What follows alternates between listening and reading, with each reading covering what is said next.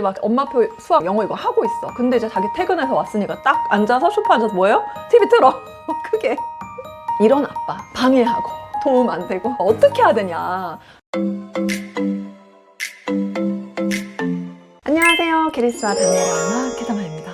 우리 집 자녀 교육의 최대 방해꾼이 남편이다. 이런 분들을 위한 영상입니다. 방해꾼 남편이 두 종류가 있어요. 첫 번째는 애들 교육에 관심은 많은데 방해가 돼. 도움이 안 되고. 그리고 두 번째는 관심이 없어. 그래서 방해가 되는 거죠. 자, 첫 번째, 관심은 있는데 방해하시는 분들 또는 도움이 안 되는 분들. 이게 찐 경험에서 나오는 걸 얘기를 해야 되니까, 자, 결론부터 말씀드리면 저희 남편은 지금부터 제가 드릴 나쁜 예시 있는 남편에 많이 예시로 나올 건데, 그런 남편임에도 불구하고 제가 저희 아이들 쟁류가 엄마표 수학, 엄마표 영어 다 했고, 아이들 학년이 올라갈수록 사교육비가 더 줄어드는 기현상을 일으키고, 우리 캐리스 학교에서 공부 뭐 잘하는 축에 들어가고, 우리 다니엘도 나쁘지 않네? 얘 나중에 되게 잘하는 거 아니야? 이런 기대가 들 정도로 잘하고 있습니다. 자, 다시 돌아가서 책육아 하는 데 있어서 자기 전에 책 읽어주는 게 제일 중요하다고 제가 정말 책육아 관련된 이 카테고리에 나오는 많은 영상에서 아주 많이 강조를 했어요. 특히 아이들 어릴 때 무조건 자기 전에 책 한 권이라도 꼭 읽어줘라. 다른 거 하나도 안 해도 되니까 하루에 한 권이라도 읽어줘라. 바보 엄마님, 책육아 어떻게 하셨다고요? 하루에 한 권 읽어줬어요. 그것만 꾸준히 해도 책육아로 성공한다고 하시잖아요. 저희 집 같은 경우는 애가 둘이잖아요. 자기 전에 애들 책을 읽어줘야 되는데, 문제는 저희가 둘이고 남자애 여자애잖아요, 일단. 그리고 2살 차이가 나고, 2살도 큰 차이예요. 이게 수준이 차이가 많이 난다고요. 그리고 성향은 당연히 완전히 달라요. 좋아하는 책 종류, 스타일 다 달라요. 그러니까 애 둘을 한 번에 같이 읽어주는 게 너무 힘든 거예요. 그래서 제가 사실은 애 각각 한 명씩 30분 이렇게 1시간을 목 터져라 읽어줬었거든요. 저 그렇게 아이들 키웠습니다. 근데 왜 그랬냐? 저희 남편 같은 경우는 그렇게 퇴근이 엄청 늦은 사람이 아니에요. 마음만 먹으면 얼마든지 육아 집안일 굉장히 잘 도와줄 수 있는 환경이잖아요. 근데 애들 책 읽어주는 거를 몇 번 시켜봤어요. 그랬는데 정말 재미없게 읽어줘요. 어조, 톤 똑같이 이렇게 저음으로, 알죠? 나중에는 저 일부러 그러는 거 아닐까? 이런 생각이 들 정도로 그래서 한 3-4번 읽어준 것 같아요. 그리고 나서 이제 애들이 거부하고 엄마가 읽어주는 게 훨씬 재밌다. 엄마가 읽어달라. 나는 왜 오늘 엄마가 안 읽어주냐. 아빠가 읽는 거 싫다. 그래서 결국 제 차지가 됐죠. 네, 자녀 교육에 관심은 많으나 도움이 안 되는 케이스인 거죠. 자, 그리고 엄마표 영어. 이거 진짜 할 말이 많은데, 예를 들어 흘려듣기 시킬 때 막 영상 그렇게 많이 노출하는 거 안 좋아. 막 이런 거 있잖아요. 자꾸 입을 대는 거지. 그리고 또 영어책 사는 거 얼마나 싫어하게요. 제가 진짜 몰래 사고 막 중고로 사는데도 집에 책이 왜 계속 필요하냐, 왜 사야 되냐. 제가 한글책 같은 경우는 거의 빌려봤어요. 한글책은 가능한 빌려줬지만 영어책은 가능한 샀어요. 특히 어릴 때 그 수준이 낮은 영어책 같은 경우는. 왜냐면 집중 듣기도 하죠, 영어책 읽기도 하죠. 그리고 저희는 둘이잖아요. 그러니까 이게 정말 책 한 권을 사면은 진짜 본전을 뽑거든요. 그래서 저는 좀 주로 샀단 말이고, 언제든지 읽을 수 있으니까. 근데 이걸 모르잖아, 남편이. 애들 교육에 관심은 많은데 방해가 되는 거죠. 그리고 엄마표 수학. 이것도 어떤 남편들을 보면은 왜 학원을 보내야지 왜 안 보내냐고 자꾸 그런 얘기를 한대요. 기껏 힘들게 하고 있는데 방해죠, 방해. 우리 남편 같은 경우는 그러진 않았는데, 애들이 이제 아빠가 그래도 수학을 잘했다, 엄마보다 그랬다고 하니까 아빠한테 물어보겠다. 처음에 아주 기쁜 마음으로 막 기대를 가지고 아빠한테 물어봤어. 근데 아빠가 어떻게 해요? 니 죽고 내 죽자. 완전히 막 애 잡아. 왜 이걸 못 알아듣는 거야? 너 머리를 왜 안 쓰는 거야? 막 이러면서 깜짝 놀래가지고. 그러니까 지금도 저희 애들 다 트라우마 있어갖고 아빠한테 절대 안 물어봐요. 자, 여기까지가 관심은 있는데 방해가 되거나 도움이 안 되는 아빠들. 이 외에도 많은 예시가 있겠죠. 자, 그리고 사실 더 심각한 문제는 솔직히 관심이 아예 없는 아빠. 관심도 없을 뿐만 아니라 자녀 교육에 대해서 아무 생각이 없는 거야. 예를 들어서 애들이 막 책 읽고 있는데 옆에 와서 스마트폰으로 막 게임하는 거 보여주는 거야. 오, 진짜 최악이죠. 얘 게임도 해야지 사회성 발달이, 이러면 게임 시켜야 된다고 막 이러는 아빠. 그리고 막 애들이 이제 막 엄마표 수학 영어 이거 하고 있어. 근데 이제 자기 퇴근해서 왔으니까 딱 앉아서 소파 앉아서 뭐예요? TV 틀어. 크게. 답이 없죠.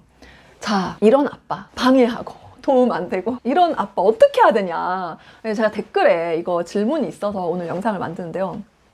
자, 일단은 우리가 가져야 할 마음가짐 첫 번째는 이거예요. 내가 선택한 놈이다. 이걸 일단 잊지 말아야 돼요. 왜냐하면 이 남편에 대한 불평, 불만을 가지고 막 자기 연민에 빠지고 막 다른 남편, 좋은 남편이랑 비교하면서 그러면은 하나 도움이 안 돼요. 우리 애들한테도 도움이 안 되고 나한테도 도움이 안 되고 내 남편에게도 도움이 안 돼요. 아무에게도 도움이 안 돼요. 이런 부정적인 생각 자체를 없애버려야 돼. 그러기 위해서는 그냥 이건 나의 선택, 내 책임으로 하는 거예요. 자, 그러면은 더 이상 불만, 원망 가질 게 없잖아요. 그럼 여기서 일단락 하고 나서 그 다음에 다음 단계로 할 게 뭐냐면 그냥 내가 혼자 하세요. 저는 그렇게 했습니다. 없다 생각하고.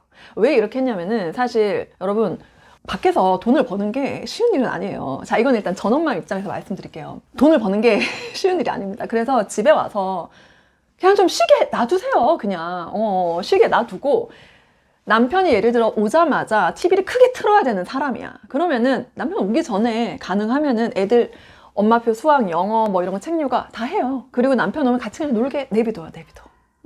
나에게 주어진 이 환경 안에서 가능하면 할 수 있는 최선을 다해서 내가 주도적으로 시키는 거예요. 남편을 시킬 생각을 그냥 하지 마요. 그 사람을 내가 바꿀 수 없어요. 그 사람이 바뀌는 거예요. 사람을 뭐 고쳐 쓰는 게 아니라 이 말 무슨 뜻이냐면 이번에 저희 남편이 명상하면서 바뀌었잖아요. 근데 제가 깨달은 게 뭐냐면 제가 예전에는 우리 남편을 바꾸려고 되게 노력을 하다가 포기했었거든요. 그리고 제가 혼자 다 했단 말이에요. 근데 지금 남편이 갑자기 바뀌었어. 근데 이거는 남편이 스스로 결심을 해서 바뀌게 된 거죠. 그러니까 결국 사람이 바뀌는 건 바뀌는 거예요. 그러니까 바꾸려고 하지 마시고요. 원망도 하지 마세요. 내가 선택한 놈이잖아. 그냥 끝내. 그리고 내 할 일을 하는 거예요. 애들 학교 가고 없을 때, 애들 학원 갔을 때 자기 개발하세요. 나 자신을 성장시켜야 돼요, 여러분. 내 꿈 이뤄야 될 거 아니에요. 제2의 직업 찾아야 될 거 아니에요. 지금 제 전업맘 얘기하는 거예요. 제2의 직업. 경단료로 끝까지. 애들 나중에 대학 가고 나서도 계속 이렇게 집에서 살림하고, 물론 그렇게 해도 되지만 내가 뭔가 원하던 꿈이 있었다. 이런 분들 있잖아요. 이렇게 계속 살 수 없잖아? 그쵸? 그러니까 자기 개발로 나에게 언젠가 올 그 기회를 위해서 지금 준비를 하는 거예요. 애들 학교 가고, 학원 가고, 유치원 가고 없을 때 자기 개발하세요.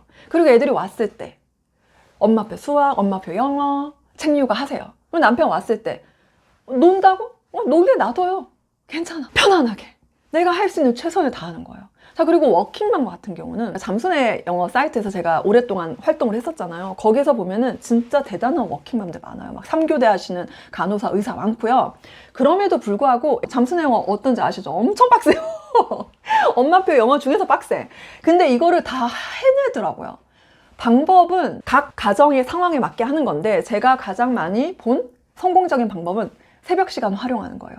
미라클 모닝을 애랑 같이 하는 거예요. 애가 뭐 7살이든 2학년이든 4학년, 5학년 같이 하더라고요. 새벽에.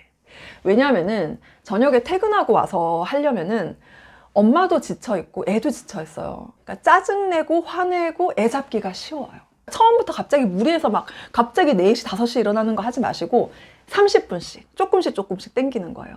그래서 사실은 엄마는 그보다 한 30분 더 일찍 일어나서 엄마의 시간 먼저 가지는 거 더 추천을 드리고요. 그리고 또 워킹맘 같은 경우는 자기 개발할 시간이 그렇게 많지 않잖아요.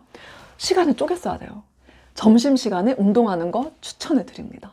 정말 워킹맘들이 오히려 더 많은 자기 개발도 하시는 분들 많더라고요. 그러니까 내가 워킹맘이라고 해서 내가 돈을 벌어야 되는 상황이라서 이래 전업맘도 좋겠다 이런 생각 하실 필요 없어요.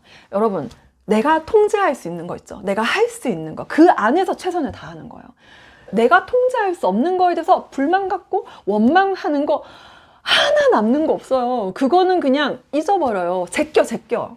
그리고 내가 할 수 있는 한도 내에서 최선을 다하는 거예요. 긍정적으로 생각하시고요. 그리고 전업맘들 같은 경우에는 저는 추천을 드리는 게 애들 학교 가고 학원 간 시간 동안에 자기 개발하라고 했잖아요. 그 시간에 집안일 하시는 분들 있던데 애들이 이제 예를 들어 저학년 같은 경우는 정말 일찍 온단 말이에요. 그럼 자기 개발할 시간이 너무 짧아.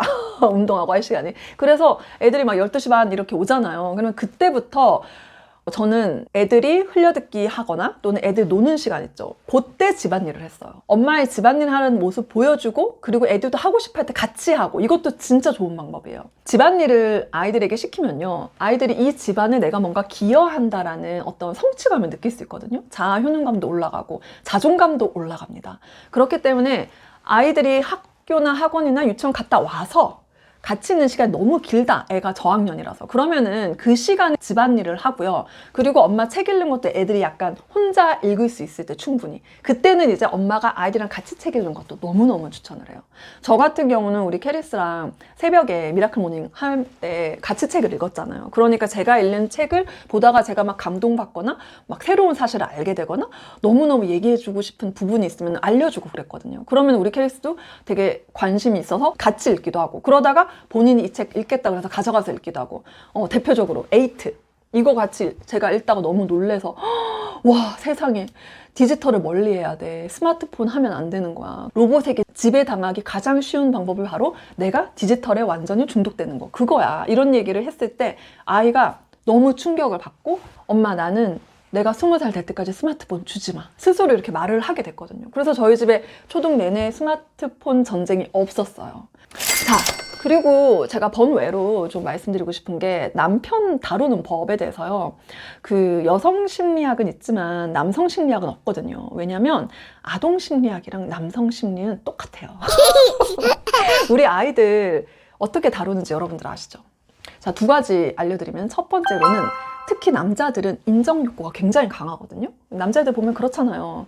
그래서 인정해주는 거. 그러니까 제일 좋은 거? 칭찬. 칭찬을 잘 해줘야 돼요. 근데 이제 타고난 거에 대한 칭찬 잘하는 게 좋은 게 아닌 거 여러분 다들 아시죠? 그건 독이 되는 칭찬입니다. 그거 말고 아이가 과정 있죠, 과정. 그걸 칭찬을 해줘야 되잖아요. 남편도 똑같아요.